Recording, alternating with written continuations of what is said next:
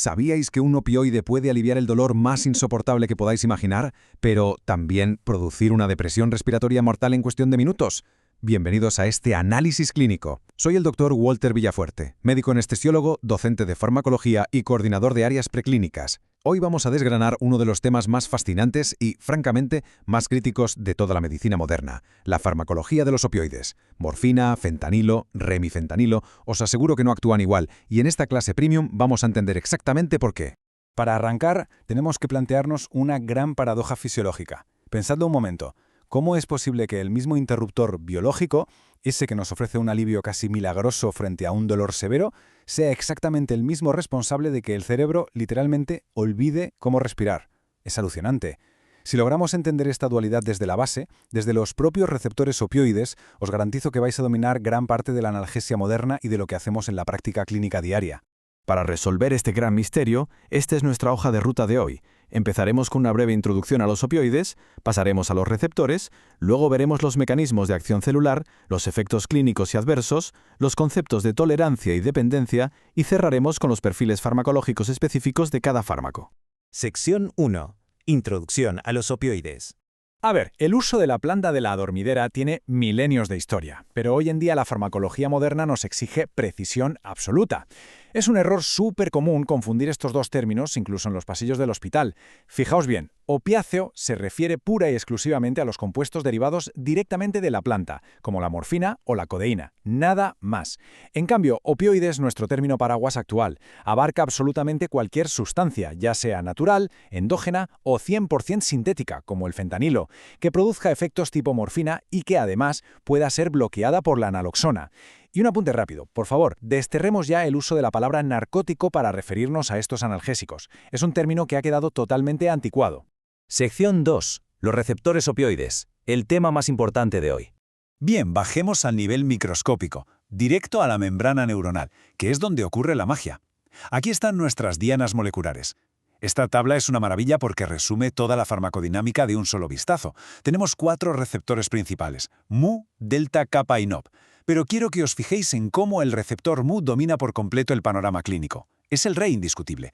Nos da una analgesia potentísima, sí, pero viene de la mano con la depresión respiratoria y la euforia. Por otro lado, mirad el receptor kappa. Produce analgesia a nivel espinal, pero su activación nos trae un efecto clínico muy distinto y bastante problemático: la disforia y las alucinaciones. Si os tenéis que llevar una sola perla clínica de esta sección, que sea esta. El receptor mu explica la inmensa mayoría de los efectos opioides. Y esto no es solo teoría de libros. Se demostró de forma espectacular usando ratones modificados genéticamente a los que se les eliminaron estos receptores específicos. El resultado, sin el receptor mu, los efectos más importantes de la morfina sencillamente desaparecen del mapa. Sección 3. Mecanismos de acción celular. Sabiendo que el receptor mu es nuestra diana número 1, hagamos zoom directamente en la sinapsis para ver el proceso celular. Es pura elegancia biológica en 3 pasos. Todos los receptores opioides están acoplados a proteínas G, en concreto a las subunidades inhibidorias G o GO. Cuando el receptor se activa, pasan 2 cosas cruciales. Primero, se abren los canales de potasio. El potasio sale a raudales y la neurona se hiperpolariza, se vuelve más negativa. Segundo, se cierran los canales de calcio controlados por voltaje. Y claro, sin la entrada de calcio, las vesículas no pueden fusionarse a la membrana y se corta de raíz la liberación de neurotransmisores excitatorios del dolor, como el glutamato y la sustancia P. En resumen, el concepto central aquí es que el resultado celular global es matemáticamente inhibidor. Es literalmente silenciar eléctricamente la vía del dolor.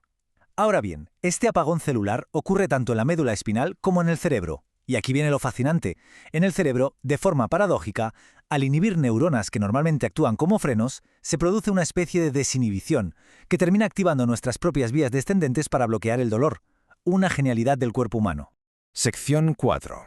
Efectos clínicos y adversos. Teniendo clarísimo este silenciamiento celular, vamos a alejar la vista de la célula y miremos al paciente completo. Aquí notamos el tremendo contraste de la clínica opioide. Por un lado, a nivel del sistema nervioso central tenemos esa analgesia y euforia, fenomenal, pero también la peligrosa depresión respiratoria mediada en el tronco encefólico y unas náuseas tremendas por la estimulación directa del área postrema en el bulbo raquídeo. Por otro lado, la farmacología periférica es fundamental. Los opioides actúan sobre los plexos nerviosos intestinales, frenando la motilidad, y en seco. Y es por esto que el estreñimiento inducido por opioides es un dolor de cabeza clínico tan persistente en el manejo del dolor. Y aquí nos topamos con un signo clínico de oro, la miosis, o lo que es lo mismo, las pupilas puntiformes. Este es un efecto directo mediado por los receptores Mu y kappa. Pero, ¿por qué es tan importante para nosotros? Pues porque la miosis es una característica diagnóstica absolutamente vital cuando sospechamos de una sobredosis en urgencias. La clave aquí es que, a diferencia de otros efectos secundarios, el cuerpo humano no desarrolla tolerancia a la constricción pupilar inducida por opioides. Es un chivato infalible.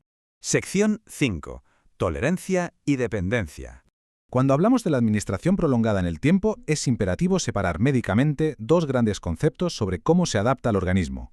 Por un lado, la tolerancia. Esto significa que el paciente necesita dosis cada vez mayores para obtener el mismísimo efecto analgésico. Esto ocurre, básicamente, porque el receptor Mu se desensibiliza, se acostumbra.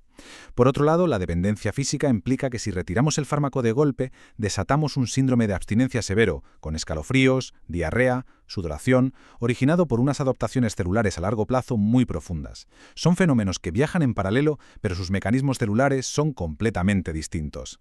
Lo cual nos lleva a un concepto fascinante y totalmente contraintuitivo, la hiperalgesia inducida por opioides. Ojo a esto, porque llega un punto en la terapia prolongada donde más opioide no siempre significa más analgesia. Es una locura, pero la exposición continua genera una sensibilización paradójica al dolor. Es decir, el paciente de repente siente más dolor del que debería, y esto se da por la activación de receptores NMDA y la cascada del óxido nítrico en el sistema nervioso. Ante este cuadro, la estrategia maestra suele ser la rotación de opioides, cambiando a moléculas con diferente afinidad para resetear y restaurar el equilibrio. Y llegamos a la sección 6. Perfiles farmacológicos específicos.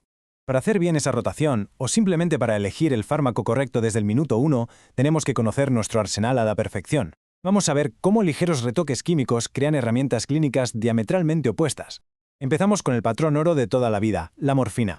Farmacocinéticamente es vital recordar que sufre metabolismo en el hígado y produce un metabolito potentísimo, el morfina 6-glucuronido, que aporta muchísima desanalgesia final. Luego tenemos a su prima hermana, la diamorfina, que comercialmente conocemos como heroína.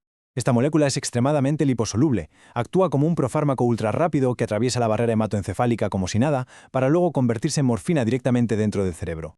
Si entramos a un quirófano, en el mundo de la anestesiología el fentanilo es el rey indiscutible.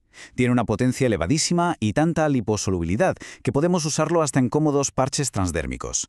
Pero la verdadera joya de la corona a nivel farmacocinético es el remifentanilo. Fijaos en su vida media, apenas 5 minutos. Esto es una pasada, y ocurre porque se degrada rapidísimo por unas enzimas llamadas esterasas directamente en el plasma sanguíneo.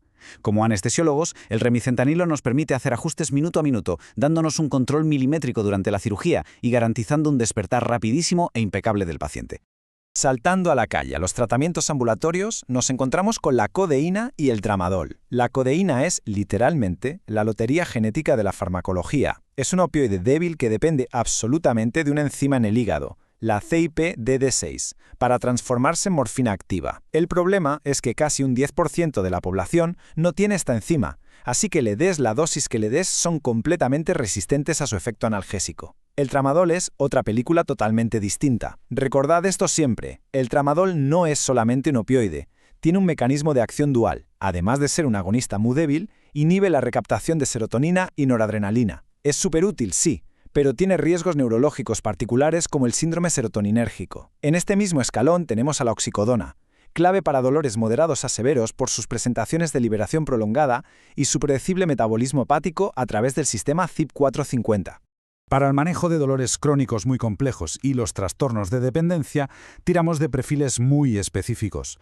La metadona brille por su lentísima eliminación, con una vida media de más de 24 horas, lo que evita que el paciente sufra un síndrome de abstinencia brusco. Por su parte, la buprenorfina es un agonista parcial del receptor Mu. ¿Qué quiere decir esto en la práctica? Pues que se une al receptor con muchísima fuerza, pero su eficacia tiene un límite, un techo. Nos da una analgesia fantástica, pero minimizando drásticamente el riesgo de causar una depresión respiratoria letal.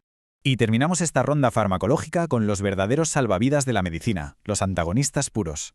La naloxona es nuestro botón de pánico en urgencias para revertir una sobredosis aguda de inmediato. Pero cuidado, tiene una vida media muy cortita, así que a veces nos toca ponerla en infusión continua. Y ojo, porque si se la ponemos a pacientes dependientes, va a desencadenar un síndrome de abstinencia brutal e instantáneo. La naltrexona, por el contrario, nos da un bloqueo sostenido de los receptores durante unas 10 horas. Es una herramienta maravillosa y estratégicamente diseñada para prevenir recaídas a largo plazo en pacientes que ya han sido desintoxicados. Y para concluir este análisis, os dejo con una pequeña reflexión sobre hacia dónde vamos. La farmacología avanza a una velocidad de vértigo, investigando nuevas dianas como el receptor NOP y moléculas muchísimo más selectivas. El verdadero santo grial de la medicina del dolor sigue siendo el mismo: encontrar ese fármaco perfecto que nos brinde un alivio profundo e impecable del dolor, pero sin tener que pagar el altísimo precio de la depresión respiratoria y la adicción. Ha sido un auténtico honor guiaros en este recorrido por la farmacología opioide. Sigamos estudiando, sigamos cuestionando la ciencia y, sobre todo, sigamos aprendiendo. Hasta la próxima explicación clínica.